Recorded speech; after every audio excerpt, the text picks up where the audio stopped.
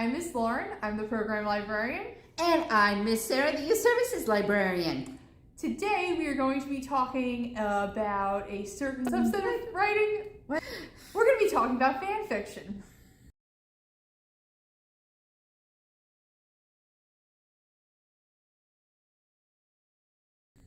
So let's talk writing.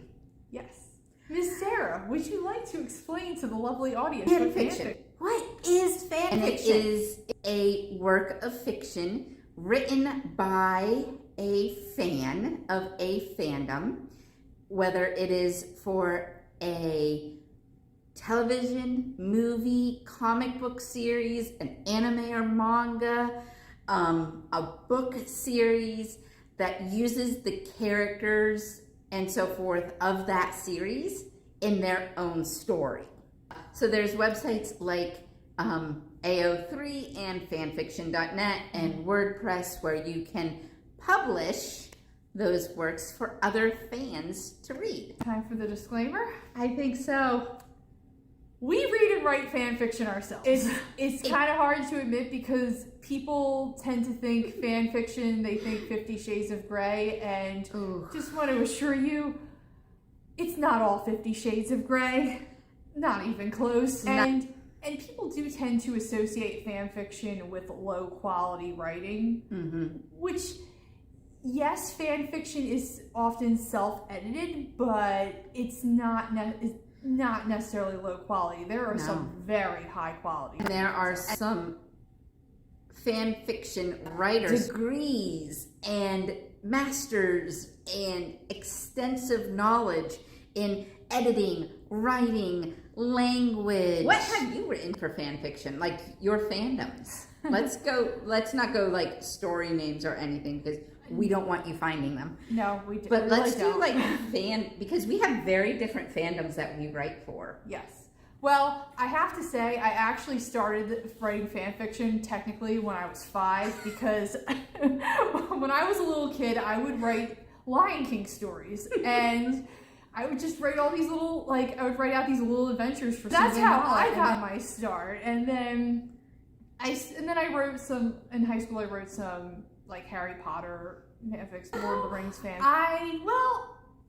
I dabble in a couple different fandoms, but I like writing for certain video games. I got a much later start. My fan fiction writing started in college when I began to be interested in anime and manga. So I wrote a lot for Fruits Basket, Rurouni Kenshin, Cardcaptor Sakura, Full Metal Alchemist, which were all very popular at the time. Some Harry Potter. Now I don't write as much, and so I still read for those fandoms, and more recently also for Midnight Poppyland by Lily Dusk from Webtoons, which that's kind of where we are as fanfic writers.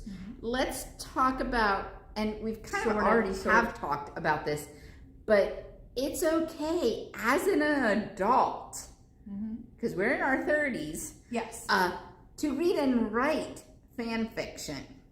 Yeah, it's a good way. You can learn certain skills from writing fan fiction. Not that you can't learn them from writing your own fiction too, but it does help with learning. I don't want to say learning how to be a writer because you are a writer. You are an author. If you are putting words on a page that forms a cohesive, tells a story, you are a writer. You can only move up from there. Exactly. And I can say, for me personally, I have found that fan fiction helps me with developing a sense of consistency because I tend to try to, not that I don't like to just take things off the rails story-wise, but I try to keep the characters acting how they do in the source material and say, okay, looking at a situation being like, okay, how would they react to this? Would they really do this? Would they really do that? And that's the sort of thing that you do still need to keep in mind as you're writing original fiction. You have to keep your characters consistent as you start to develop. And I like it because I can really work with the characters. You're given this character, but if you're putting it in a different universe or a different setting, a different time period, how are they going to react or develop within that character that canon character that the author wrote? How are you going to change that story?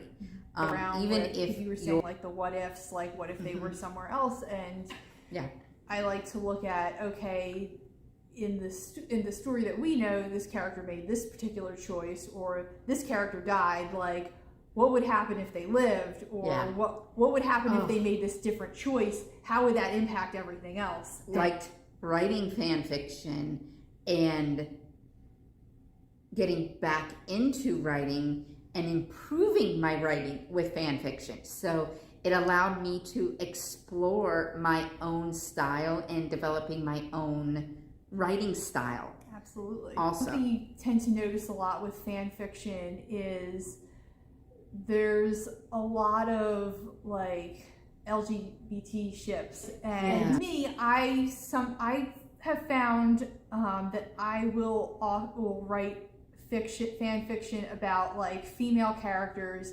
that were either just relegated to the love interest, or they didn't really have any character development. Come here, let me fix this. It's like that background character needs a moment to shine. I'm going to give you your spotlight. So it gives, and I love that. Yeah, it gives people who don't typically get a lot of like representation in fiction a chance to say, okay, well, I'm going to play around with that. Kind of using two terms. We've used canon, which means the actual world that the creator created, the writer created, or fandom, which is kind of the fans' world, like how you changed it, and so forth. Leads us to canon and fandom. Yes. And part of that is there's a place for any genre. It doesn't, and there's a place for both canon and fandom. You don't have to strictly like one or the other. Like, I try to be canon compliant up to a point. Yeah. But definitely as a writer. But what I like to do is see how certain changes would make everything go off the rails. Or like crossovers, like mashing up one fandom with another and seeing what happens when those characters meet. But I think sticking to like the rules of canon can be helpful because. But there's there's those main things in every story that, or about every character, that you're not gonna want to change. Change everything else, but Harry is, and rely on his friends and do everything for his friends. Like, that's the core of his character, and you're not gonna want to change that too much. But some of the stories I love most explore like the trauma and his healing from being an orphan and the darkness of his character as well. And that is something that in fan fiction you can explore as an author. And it's awesome. It's more about, it's not about what you do, it's not about how canon or fandom it is, it's about the quality of the writing. Like, I could probably read a fan fiction out from a fandom that I have never read a book, watched a movie, anything, and if it's still a good story, I'm going to enjoy it. And that's about how well it's written, how well it's thought out. So, on that note, if you're writing fan fiction, we highly recommend that you get yourself a beta reader.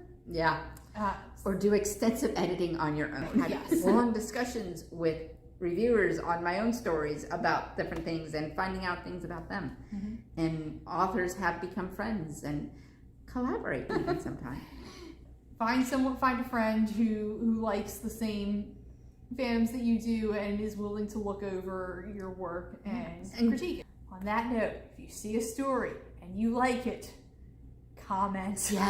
Leave comments. Like it, leave kudos, and use constructive criticism. Don't be mean. Absolutely. Be nice about it. Because you don't know you don't know who the person is, you don't know what's going on in their life, Exactly. you don't even know how old they are. If they've just gotten started out writing and you leave a really nasty comment, it's probably going to crush that poor person's spirit and they're not going to want to write again. And that's silly because everyone has room to improve, but everyone, deserves to have fun doing what they love. So don't. That is very true. I always like leaving a constructive review. So if there's two things you like about it, say those things. And if there's one or two or three things that you don't like, form that into that part of that review, but just say it nicely. Leave a well thought out review. And that's going back to what Lauren was saying. Like, we've all gotten those reviews, and it's like troll comments online. It sucks your soul right out of your body. Yeah. And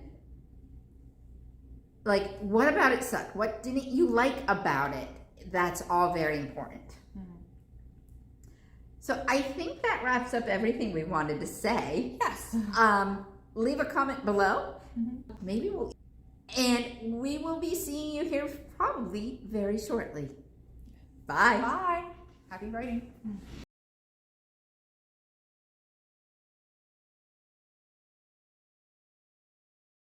Telling them that their story sucks and they're terrible, and why did they even bother to open up a Microsoft Word processor? I'm sorry. Welcome to the geeky side. I want to be a vampire. Both Harry and Ginny are in canon in a relationship together, mm-hmm. whereas someone writing fan fiction might put Harry and Luna. Let's get started. Yeah, good idea. Not show our geeky nerdy selves to the public. But we are. Sometimes canon is wrong.